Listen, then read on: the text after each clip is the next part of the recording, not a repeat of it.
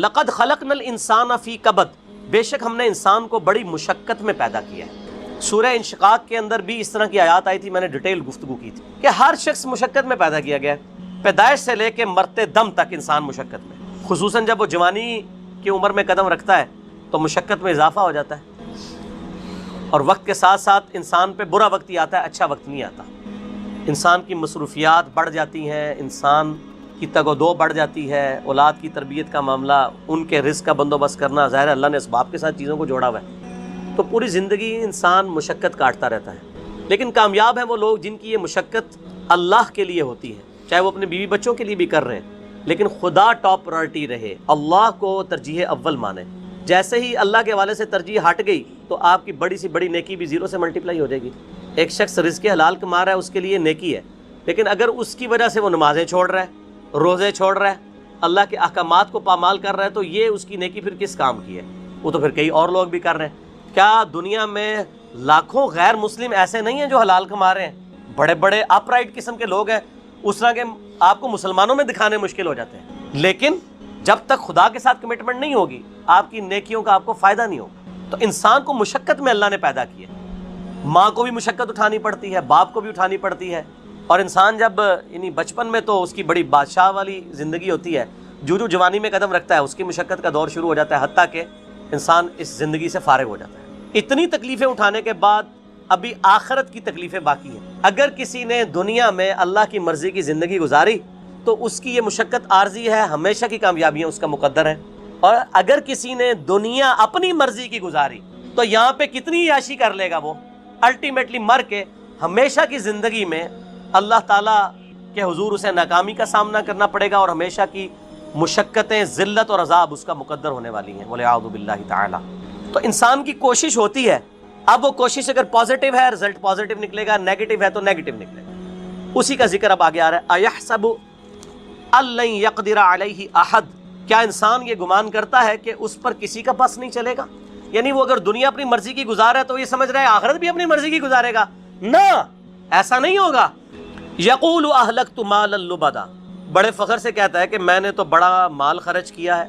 Specifically تو اشارہ ہے مشرکین عرب کے ان امیر لوگوں کی طرف جن کا ذکر قرآن پاک میں کئی جگہ آیا کہ وہ بڑا فخر کرتے تھے کہ ہم حرم مکہ کی جو خدمت ہے وہ ہمارے ذمہ ہے، ہم یہاں پہ حاجیوں کے اوپر جو ہے وہ خرچہ بھی کرتے ہیں، اللہ کی راہ میں لوٹاتے ہیں۔ اللہ فرماتا ہے ان اعمال کا فائدہ نہیں ہے جب تک تم اللہ کی توحید اور اس کے نبی علیہ السلام کی رسالت پر ایمان نہیں لاؤ گے، شرک سے کنارہ کشی اختیار نہیں کرو گے، تو یہ حاجیوں کے اوپر کھانا پینے کے اوپر پیسے صرف کرنا، یہ مال جو تم لگا رہے ہو اور بڑی اکڑ رہے ہو کہ اللہ کے حضور اس کا کوئی اجر ملے گا، کوئی اجر نہیں ہے اس کا۔ اَيَحْسَبُ أَن لَّمْ يَرَهُ أَحَدٌ، کیا وہ خیال کرتا ہے کہ اسے کسی نے نہیں دیکھا؟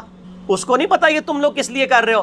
وہ کرتے تھے صرف اپنی عمارت کو جتانے کے لیے، ریاکاری کے لیے، لوگوں پہ اپنی جو دولت ہے اس کا روب ڈالنے کے لیے۔ جس طرح آج کل بھی آپ دیکھتے ہیں لوگ مساجد کے اندر وضو خانے بنواتے ہیں، ٹوائلٹس بنواتے ہیں، قالین ڈلوا لیتے ہیں، تو باقاعدہ وہ کئی جگہ پہ تو دیکھا گیا نیم پلیٹ لکھوا دیتے ہیں کہ وضو خانہ فلاں کے لیے ہوا ہے، فلاں کے سالے ثواب کے لیے۔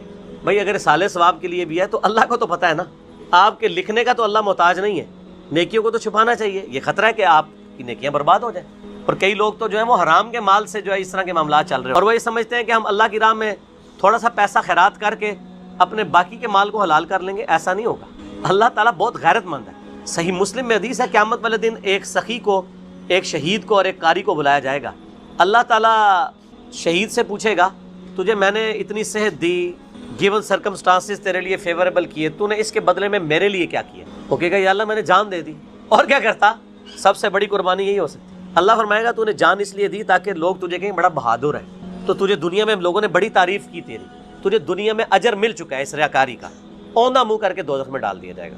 بولے اعوذ باللہ تعالی، اللہم اجرنا من النار، آمین۔ سخی سے اللہ پوچھے گا تجھے اتنا مال دیا تھا، تو نے میرے لیے کیا کیا ہے؟ کہ یا اللہ میں نے اتنا صدقہ اور خیرات کیا تیرے علم میں، حتیٰ کہ میں نے مسجدوں میں نیم پلیٹ بھی اپنے نام کی لگوائی ہے، تجھے نظر نہیں آتی وہ پلیٹیں؟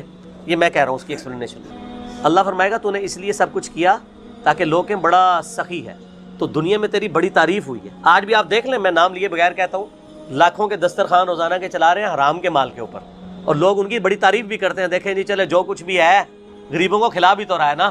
یہ کرائٹیریا دنیا میں ٹھیک ہے، یہ فرزانہ ڈاکو والا معاملہ جو ہے نا، وہ کہ بھی ایک ڈاکو وہ امیروں سے لوٹ کے غریبوں کی مدد کرتا تھا، یہ فلموں میں اچھا ہے، اللہ تعالیٰ کے لیے نہیں ہے۔ اللہ تو ایک کسی بھی کریٹیکل ریزن کی وجہ سے زیرو سے ملٹیپلائی کر دیتا ہے سب کچھ۔ بے پرواہ ہے نا سر، آپ اپنی داڑھی پگڑی نمازوں سے اور بڑے بڑے دسترخوانوں سے عوام کو دھوکہ دے سکتے ہیں، اللہ کو نہیں۔ صحیح مسلم میں حدیث ہے، اللہ تعالیٰ تمہارے شکلوں اور تمہارے مال کو نہیں دیکھتا، دلوں اور اعمال کو دیکھتا ہے۔ شکل بھی نہیں دیکھنی اور مال بھی نہیں دیکھنا۔ آپ لوگ کیا دیکھ رہے ہوتے ہیں؟ بڑا نورانی چہرہ ہے، اللہ کا کتنا کرم ہے اس پہ، کتنی دولت ہے، اور اللہ کا فرما رہا ہے دل اور اعمال۔ حتیٰ کہ صحیح بخاری میں آتا ہے، اور اس کا ذکر اشارتاً سورہ توبہ میں بھی آیا ہے، جب نبی علیہ السلام نے اپیل کی نا غزوہ تبوک کے موقع پر، رومن امپائر سے لڑنا تھا، سب سے بڑی سپر پاور، تو چندے کی اپیل کی، تو ایک صحابی نے پوری رات ایک یہودی کی یعنی مزدوری کرنے کے بعد اس کو ایک مٹھی جو ہے نا وہ کھجوریں ملی معاوضے کے طور پہ۔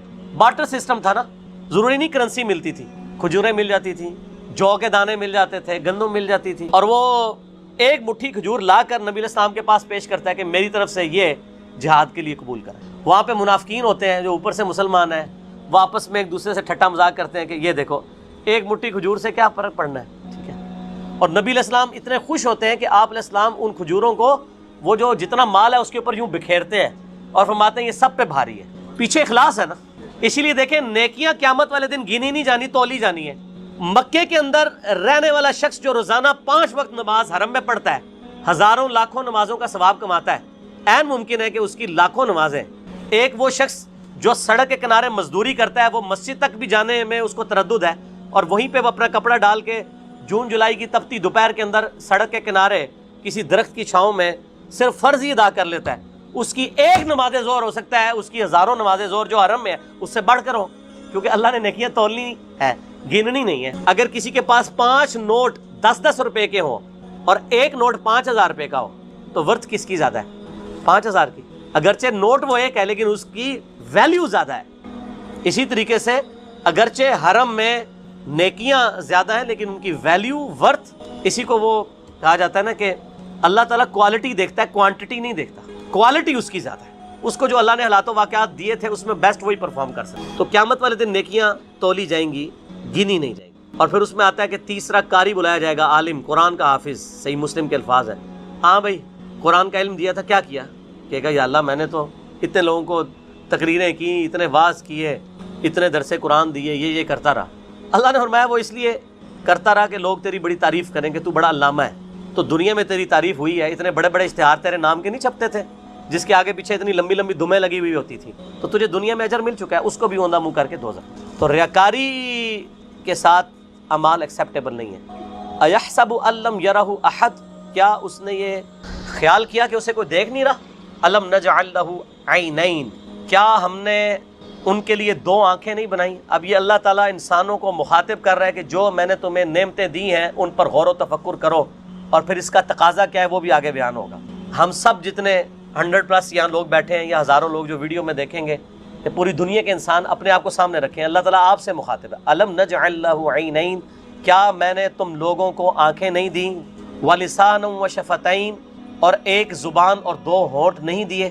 اس کے اندر قیامت مضمر ہے میرے بھائی، یہ زبان اور ہونٹ نہ ہو تو بچہ بڑا ہی نہیں ہو سکتا۔ اور جو 7 جبلی ہدایت اللہ نے دی ہے اسے پتہ ہے کہ میں نے دودھ کیسے پینا ہے، بچے کو سکھانا نہیں پڑتا، وہ اپنی جبلی ہدایت، نیچرل انسٹنکٹ جسے کہتے ہیں، جیسا کہ ایک بکری کی نیچرل انسٹنکٹ ہے کہ وہ گوشت کی طرف دیکھے گی بھی نہیں اور گھاس کھائے گی، اور شیر جو ہے وہ گھاس اس کے سامنے، تازہ گھاس کیا تازہ سبزیاں بھی لا کے رکھیں وہ اس کی طرف منہ بھی نہیں مارے گا، گوشت کھائے گا۔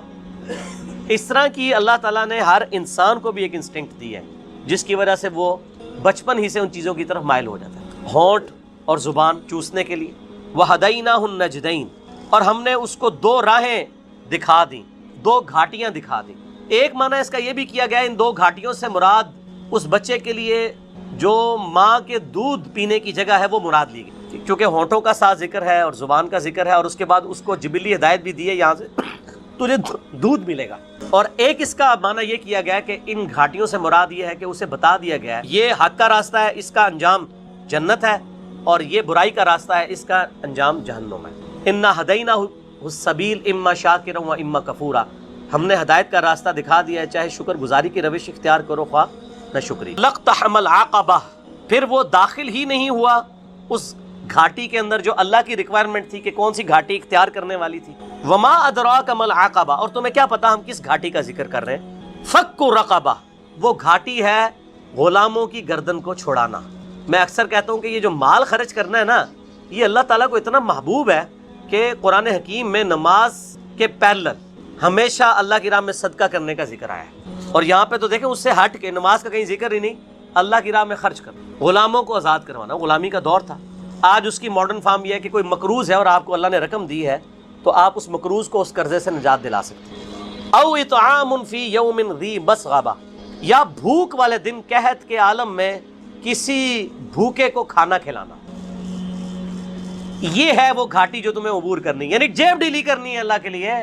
اللہ کے لیے جیب وہی ڈھیلی کرے گا جس کی یہ عقیدت ہوگی اللہ کے ساتھ، اور یہ عقیدہ وابستہ ہوگا کہ میں جو مال اللہ کی راہ میں خرچ کر رہا ہوں الٹیمیٹلی اس کا بدلہ مجھے اللہ تعالیٰ نے آن دا ڈے آف ججمنٹ قیامت کے دن دینا ہے.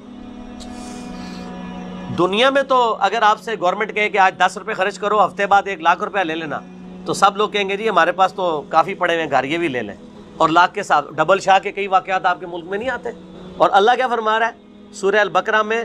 700 گنا تک کر کے لوٹاؤں گا. 700 گنا. اور یہ فرمایا جس کے لیے چاہوں گا اس سے بھی زیادہ اس کے لیے لوٹا دوں گا. اتنا بڑا پروفٹ تو کوئی بھی نہیں دیتا. اور اس دن جس دن کی کرنسی صرف نیکیاں ہیں، قیامت کے دن. قرآن حکیم میں کئی جگہ آیا نا، اگر کسی شخص کو یہ اختیار دیا جائے کہ اس زمین اور اس کے مثل اور سونا، پوری زمین جتنا سونا بھی خیرات کر دیا جائے، تو کہے گا یا اللہ میں خیرات کرتا ہوں مجھے دوزخ سے رہائی مل جائے. تو یہاں تو اللہ تعالیٰ آپ سے اتنا بڑا سونا ڈیمانڈ نہیں کر رہا. گیون سرکمسٹانسز میں جو جتنا افورڈ کر سکتا ہے اللہ کی راہ میں. لا اقسم بہذا البلد، نہیں، یہ لا جو ہے یہ الگ سے ہے. انگلش میں اس کے لیے لفظ استعمال ہوتا ہے نے، یعنی جو نظریات ہیں ان کی نفی، ایسا نہیں ہے. لیکن انگلش میں آگے آ جاتا ہے قوما، اور اس کے بعد ہے کہ آپ قسم کھا رہے ہیں. اقسم بہذا البلد، مجھے اس شہر مکہ کی قسم. ویسے لفظی ترجمہ اگر آپ کریں گے تو یہ بنے گا کہ میں اس شہر مکہ کی قسم نہیں کھاتا یا نہیں یاد فرماتا. لیکن یہ لا جو ہے یہ الگ سے ہے، یہ عربی کا اسلوب ہے کہ جو مشرکین عرب کے فرسودہ نظریات تھے ان کی نفی کی گئی ہے، اور اس کے بعد قسم یاد فرمائی گئی ہے مکے کے اوپر. لا جو ہم کہتے ہیں نہ، نہیں، جو کچھ تم کہہ رہے ہو وہ غلط ہے. اقسم بہذا البلد، مجھے قسم ہے اس شہر مکہ کی. وانت حل بہذا البلد، اس حال میں کہ آپ کو حلال ٹھہرا لیا گیا ہے اس شہر مکہ میں. یعنی آپ علیہ السلام کو تکلیفیں دی گئیں. آپ اس مکے کے رہنے والے 52 سال آپ کی زندگی کے آپ کو پتہ ہے مکے میں گزرے. اعلان نبوت سے پہلے کے بھی آلموسٹ 40 سال. اس کے باوجود وہ مکے کے لوگ جو آپ سے بڑی محبت کرتے تھے، آپ کو صادق اور امین کہتے تھے، آپ کے کریکٹر سے واقف تھے، انہوں نے آپ علیہ السلام کی عزت اور ناموس کو، تکریم کو حلال ٹھہرا لیا.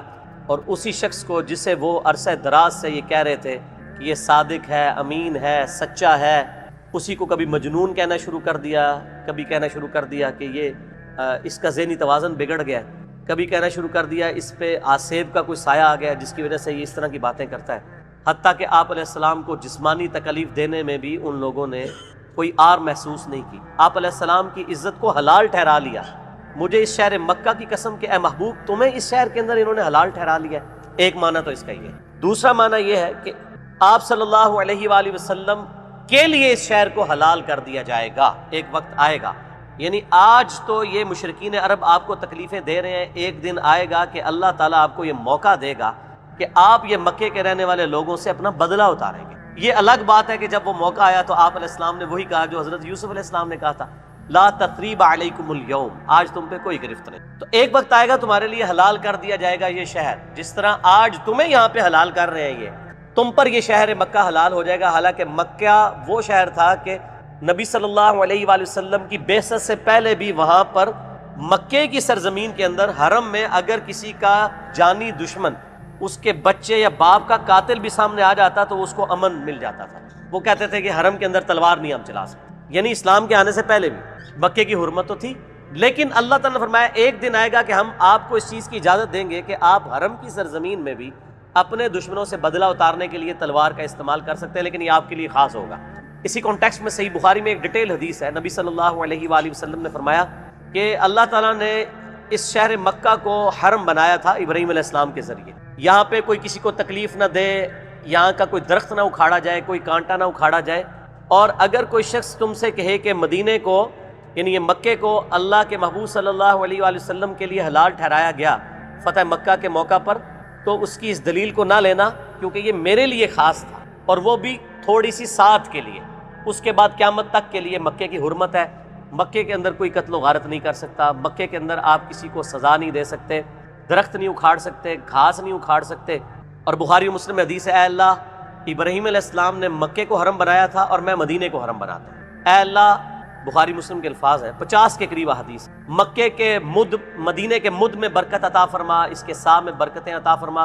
اے اللہ، مدینے کی محبت مکے سے بھی زیادہ ہمارے دل میں کر دے۔ تو یہ مکہ اور مدینہ دونوں حرمین ہیں، اس لیے آپ جب حج اور عمرے کے لیے جاتے ہیں تو آپ دیکھتے ہیں کہ مکے میں مختلف سڑکوں سے جب آپ چوراہوں سے گزر رہے ہوتے ہیں تو وہ جو سائن بورڈ لگے ہوتے ہیں نا ٹریفک پولیس کی جانب سے، اس میں جو ایرو لگا ہوتا ہے، لکھا ہوتا ہے الی الحرم، یعنی یہ راستہ حرم کی طرف جاتا ہے۔ اور سیم یہی چیز مدینہ شریف میں بھی ہے، مختلف سڑکوں پر چوراہوں پر لکھا ہوتا ہے الی الحرم، یہ راستہ حرم کی طرف جاتا ہے، کیونکہ مدینہ بھی حرم ہے اور مکہ بھی حرم ہے، اسی لیے ہم حرمین کہتے ہیں، یعنی دو حرم والی جگہ۔ یہ تو اب سعودی عرب تو اس کا نام سعودی حکومت نے خود سے رکھ دیا، مجھے شدید اختلاف ہے، یہ حرمین ہی اسے کہنا چاہیے۔ ویسے وہاں کے جو حکمران ہیں وہ اپنے آپ کو خادم حرمین شریفین کہتے ہیں، اور وہ بھی شافات سے شروع ہے، شافات سے پہلے تو وہ جلالت الملک اور پتہ نہیں کیا کیا لفظ استعمال کرتے تھے۔ یہ شریف النفس ایک ان میں ایک بادشاہ گزرا شافات، جس نے یعنی مسجد نبوی اور حرم شریف کی توسیع بھی کی، تو پہلی دفعہ اس نے اپنا یہ نام اڈاپٹ کیا کہ میں بادشاہ نہیں ہوں بلکہ ہم خادم ہیں، خادم حرمین شریف ہیں۔ اتنا سٹیپ تو انہوں نے طے کیا، تو اگلا سٹیپ یہ بھی ہونا چاہیے کہ سعودی عرب کا نام بھی چینج کر کے اس کا نام رکھیں حرمین شریفین، حجاز مقدس، یہ الفاظ استعمال ہوں گے، کسی خاندان کے ساتھ اسے منسوب نہ کیا جائے۔ پھر اس پر تر رہا یہ کہ وہاں پہ جب ان لوگوں نے مسجد نبوی کی توسیع کی اور مسجد حرام کی، کئی دروازوں کے نام اپنے بادشاہوں کے دروازوں کے یعنی ان کے ناموں کے اوپر ان دروازوں کے نام رکھ دیے، شاہ عبدالعزیز، شاہ فہد، ایون یہ بھی جو بڑی ایکسٹینشن ہوئی ابھی شاہ عبداللہ کے دور میں، اس پورے کے پورا وہ جو سلسلہ تھا وہ شاہ عبداللہ نام رکھ دیا اس دروازے کا، اور پوری کی پوری وہ ساری ڈیٹیلز آپ کو پتہ ہی ہیں، نیٹ پہ بھی آپ دیکھ سکتے ہیں۔ حالانکہ یہ نام رکھے جانے چاہیے تھے اہل بیت کے ناموں کے اوپر، صحابہ کرام کے ناموں پر، عشرہ مبشرہ کے ناموں کے اوپر، جن لوگوں کی کنٹریبیوشنز کی وجہ سے آج ان صحابہ کرام علیہم رضوان کی قربانیوں کی وجہ سے، اہل بیت کی قربانیوں کی وجہ سے ہم آج سرزمین ہند کے اندر یعنی انڈیا، پاکستان، بنگلہ دیش میں مسلمان بیٹھے ہیں، یہ ان لوگوں کی محنت ہے۔ تو اللہ تعالیٰ ماتا ہے کہ مجھے قسم اس شہر مکہ کی، حالانکہ آپ کو اس میں حلال ٹھہرا لیا گیا ہے، اور آپ صلی اللہ علیہ وآلہ وسلم کے لیے بھی ایک دن آئے گا کہ آپ کے لیے بھی شہر مکہ حلال کر دیا جائے گا۔ یہ میں ان کو پکڑائیں جی مصحف، یہ مصحف آپ لوگوں کے ہاتھ میں اس لیے پکڑایا جاتا ہے کہ تاکہ آپ لوگ سوئیں نہ، ورنہ یہاں پہ تو سکینت نازل ہو رہی ہے تو آپ کو نیند تو آئے گی، تو اسی لیے ان کو مصحف پکڑائیں جی۔ کوئی جو ہے وہ یعنی 30 بار خان بننے کی کوشش نہ کرے، ہر چیز کی حکمت ہوتی ہے۔ جو میں بار بار کہتا ہوں مصحف آپ کے ہاتھ میں ہوگا تو شیطان بھاگے گا۔ کافی قرآن پاک پیچھے پڑے ہیں، جس کے پاس نہیں ہے وہ کھول کے سامنے رکھے، قرآن پاک آپ کے سامنے ہونا چاہیے تاکہ آپ کی کنسنٹریشن لوز نہ ہو۔ ووالد وما ولد، اور مجھے قسم ہے باپ کی اور اس کی اولاد کی۔ ایک اس کی تفسیر یہ کی گئی ہے کہ یہاں باپ سے مراد ابراہیم علیہ السلام ہے اور ان کی اولاد سے مراد نبی صلی اللہ علیہ وآلہ وسلم، کیونکہ شہر مکہ میں بنو اسماعیل آباد تھے، وہ ابراہیمی تھے، ابراہیم علیہ السلام کی اولاد میں سے تھے، اور خود نبی صلی اللہ علیہ وآلہ وسلم ابراہیمی تھے، اولاد کے اعتبار سے بھی اور عقیدے کے اعتبار سے۔ اور ایک اس کا معنی اگر جنرلائز کیا جائے تو وہ جنرل معنی یہ بنے گا اس کا کہ باپ اور اس کی اولاد کی قسم، یعنی باپ کو اللہ تعالیٰ نے ایک مشقت میں ڈالا ہے نا، اولاد کی پرورش اس کے ذمہ ہے اور اس کی وجہ سے اس کی اہمیت بھی ہے۔ لقد خلقنا الانسان فی کبد، بے شک ہم نے انسان کو بڑی مشقت میں پیدا کیا۔ سورہ انشقاق کے اندر بھی اس طرح کی آیات آئی تھی، میں نے ڈیٹیل گفتگو کی تھی کہ ہر شخص مشقت میں پیدا کیا گیا ہے، پیدائش سے لے کے مرتے دم تک انسان مشقت میں، خصوصاً جب وہ جوانی کی عمر میں قدم رکھتا ہے تو مشقت میں اضافہ ہو جاتا ہے، اور وقت کے ساتھ ساتھ انسان پہ برا وقت ہی آتا ہے، اچھا وقت نہیں آتا۔ انسان کی مصروفیات بڑھ جاتی ہیں، انسان کی تگ و دو بڑھ جاتی ہے، اولاد کی تربیت کا معاملہ، ان کے رزق کا بندوبست کرنا، ظاہر ہے اللہ نے اسباب کے ساتھ چیزوں کو جوڑا ہوا ہے، تو پوری زندگی انسان مشقت کاٹتا رہتا ہے۔ لیکن کامیاب ہے وہ لوگ جن کی یہ مشقت اللہ کے لیے ہوتی ہے، چاہے وہ اپنے بیوی بچوں کے لیے بھی کر رہے ہیں، لیکن خدا ٹاپ پرائرٹی رہے، اللہ کو ترجیح اول مانے۔ جیسے ہی اللہ کے حوالے سے ترجیح ہٹ گئی تو آپ کی بڑی سی بڑی نیکی بھی زیرو سے ملٹیپلائی ہو جائے گی۔ ایک شخص رزق حلال کما رہا ہے، اس کے لیے نیکی ہے، لیکن اگر اس کی وجہ سے وہ نمازیں چھوڑ رہا ہے، روزے چھوڑ رہا ہے، اللہ کے احکامات کو پامال کر رہا ہے تو یہ اس کی نیکی پھر کس کام کی ہے؟ وہ تو پھر کئی اور لوگ بھی کر رہے ہیں۔ کیا دنیا میں لاکھوں غیر مسلم ایسے نہیں ہیں جو حلال کما رہے ہیں؟ بڑے بڑے اپ رائٹ قسم کے لوگ ہیں، اس طرح کے آپ کو مسلمانوں میں دکھانے مشکل ہو جاتے ہیں، لیکن جب تک خدا کے ساتھ کمٹمنٹ نہیں ہوگی آپ کی نیکیوں کا آپ کو فائدہ نہیں ہوگا۔ تو انسان کو مشقت میں اللہ نے پیدا کیا، ماں کو بھی مشقت اٹھانی پڑتی ہے، باپ کو بھی اٹھانی پڑتی ہے، اور انسان جب یعنی بچپن میں تو اس کی بڑی بادشاہ والی زندگی ہوتی ہے، جو جوانی میں قدم رکھتا ہے اس کی مشقت کا دور شروع ہو جاتا ہے، حتیٰ کہ انسان اس زندگی سے فارغ ہو جاتا ہے۔ اتنی تکلیفیں اٹھانے کے بعد ابھی آخرت کی تکلیفیں باقی ہیں۔ اگر کسی نے دنیا میں اللہ کی مرضی کی زندگی گزاری تو اس کی یہ مشقت عارضی ہے، ہمیشہ کی کامیابیاں اس کا مقدر ہے، اور اگر کسی نے دنیا اپنی مرضی کی گزاری تو یہاں پہ کتنی عیاشی کر لے گا، وہ الٹیمیٹلی مر کے ہمیشہ کی زندگی میں اللہ تعالیٰ کے حضور اسے ناکامی کا سامنا کرنا پڑے گا، اور ہمیشہ کی مشقتیں، ذلت اور عذاب اس کا مقدر ہونے والی ہیں، وَلِعَوْذُ بِاللَّهِ تَعَالَىٰ۔ تو انسان کی کوشش ہوتی ہے، اب وہ کوشش اگر پازیٹیو ہے رزلٹ پازیٹیو نکلے گا، نیگیٹو ہے تو نیگیٹو نکلے گا۔ اسی کا ذکر اب آگے آ رہا ہے، أَيَحْسَبُ أَن لَّن يَقْدِرَ عَلَيْهِ أَحَدٌ، کیا انسان یہ گمان کرتا ہے کہ اس پر کسی کا پاس نہیں چلے گا؟ یعنی وہ اگر دنیا اپنی مرضی کی گزار ہے تو یہ سمجھ رہا ہے آخرت بھی اپنی مرضی کی گزارے گا؟ نہ، ایسا نہیں ہوگا۔ یقول اہلکت مالا لبدا، بڑے فخر سے کہتا ہے کہ میں نے تو بڑا مال خرچ کیا ہے۔ اسپیسیفکلی تو اشارہ ہے مشرکین عرب کے ان امیر لوگوں کی طرف جن کا ذکر قرآن پاک میں کئی جگہ ہے کہ وہ بڑا فخر کرتے تھے کہ ہم حرم مکہ کی جو خدمت ہے وہ ہمارے ذمہ ہے، ہم یہاں پہ حاجیوں کے اوپر جو ہے وہ خرچہ بھی کرتے ہیں، اللہ کی راہ میں لوٹاتے ہیں۔ اللہ فرماتا ہے ان اعمال کا فائدہ نہیں ہے جب تک تم اللہ کی توحید اور اس کے نبی علیہ السلام کی رسالت پر ایمان نہیں لاؤ گے، شرک سے کنارہ کشی اختیار نہیں کرو گے، تو یہ حاجیوں کے اوپر کھانا پینے کے اوپر پیسے صرف کرنا، یہ مال جو تم لگا رہے ہو اور بڑی اکڑ رہے ہو کہ اللہ کے حضور اس کا کوئی اجر ملے گا، کوئی اجر نہیں ہے اس کا۔ ایحسب ان لم یرہ احد، کیا وہ خیال کرتا ہے کہ اسے کسی نے نہیں دیکھا؟ اس کو نہیں پتا یہ تم لوگ کس لیے کر رہے ہو؟ وہ کرتے تھے صرف اپنی عمارت کو جتانے کے لیے، ریاکاری کے لیے، لوگوں پہ اپنی جو دولت ہے اس کا روب ڈالنے کے لیے۔ جس طرح آج کل بھی آپ دیکھتے ہیں لوگ مساجد کے اندر وضو خانے بنواتے ہیں، ٹوائلٹس بنواتے ہیں، قالین ڈلوا لیتے ہیں، تو باقاعدہ وہ کئی جگہ پہ تو دیکھا گیا نیم پلیٹ لکھوا دیتے ہیں کہ وضو خانہ فلاں کے لیے ہوا ہے، فلاں کے سالے ثواب کے لیے۔